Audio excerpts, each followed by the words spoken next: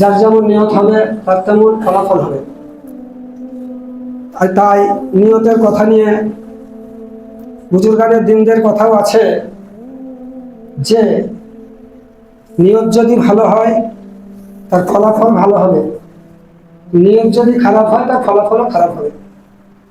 সে যতই মৌখিকভাবে বলুক যে আমি ভালো করব, কিন্তু নিয়তটাই কিন্তু অন্তরেই আছে যে আমি খারাপ করব, তো সে ফলাফলটা খারাপই হবে। ওর যতই মৌখিক হোক এটা, সে মৌখিকভাবে যে যতই বলুক না আমি ভালোই করছি, ভালোই করবো, ভালোই, কিন্তু অন্তরে আছে যে আমি ক্ষতি করবো, ভালো করবো না, আমার মনের মধ্যে ক্ষতি, মানে কৌশল ছানছি, ক্ষতির কৌশল ছানছি, ভালো কৌশল আমি ছাঁধি না।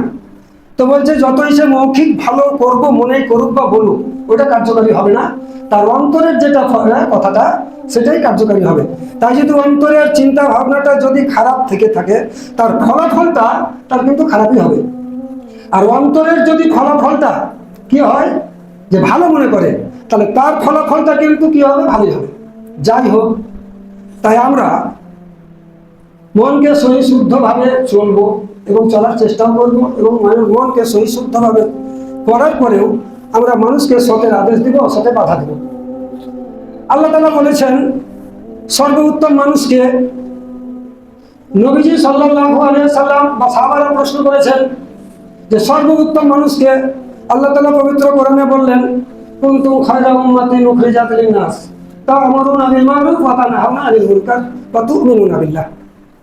ওই ব্যক্তি মানুষের মধ্যে সবচাইতে ভালো মানুষ ওই ব্যক্তিরা যারা মানুষকে সতের আদেশ করে আর অসৎ কাজের বাধা দান করে, এবং নিজেও অসৎ কাজ করে না এবং মানুষকে অসৎ কাজ করতে বাধা দান করে, ভালো কাজ করে, ভালো কাজের আদেশ করে।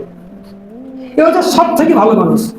দ্বিতীয় জায়গাতে বলা হয়েছে সব থেকে ভালো মানুষকে আল্লাহ তাআলা কোরআনে বলেছেন ওমান আহসানু কাওলাম মিম্মান দাআ ইলাল্লাহি ওয়া আমিলা সালিহান ওয়া ক্বালা ইন্নানি মিনাল মুসলিমিন।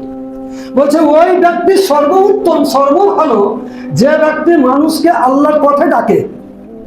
আল্লাহ এই বলেছেন, আল্লাহ এই নিষেধ করেছেন, আল্লাহ এই খেতে বলেছেন, আল্লাহ এই খেতে নিষেধ করেছেন, আল্লাহ এটা করতে বলেছেন, এটা আল্লাহ নিষেধ করেছেন। এক কথায় আল্লাহ আদেশ ও নিষেধের কথাগুলো বলে, এক কথায় আল্লাহর দিকে ডাকে। সে হচ্ছে সর্বোত্তম।